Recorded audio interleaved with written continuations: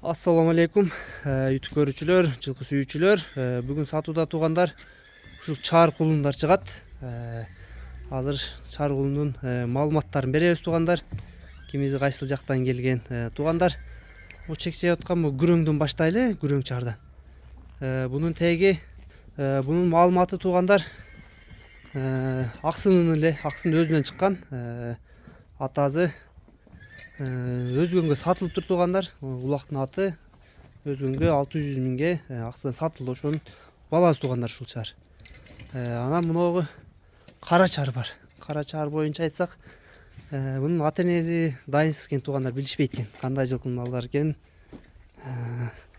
Мына кулактары, баалары жеңил болот туугандар. Туяктары.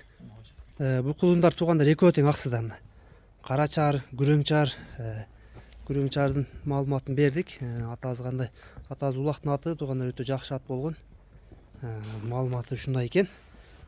Жакында эле аксыдан өзгөнгө сатылып тур туугандар. Бааларына келсек туугандар, баалар 43 миң сомдон экен, экөө тең. 43 миңден кеми барбы?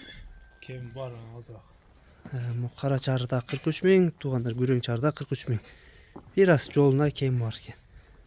Туяктары эт жаны бар. Оозу өтө өрт экен. Сурайт бересиңер туугандар. 43 миңден мына чаар кулундар бүгүн сатууга чыкты. Маалыматтар айтылды, дареги айтылды. Ар дайымкыдай эле астына номерлерди жазып калтырабыз. Ошол номерлерге байланышка чыга бересиңер туугандар. Тектүү жылкы истегендер мына кара байырдын чаарларынан экен туугандар. Буларды кээ бирлери башкача барады деп коет, эми жергиликтүү жылкы болгон үчүн кара байыр деп эле биз айтабыз туугандар. Кыргыз жылкы деп эле. Кимге жаккан болсо туугандар ушу номерлерге байланышка чыгасыңар туугандар.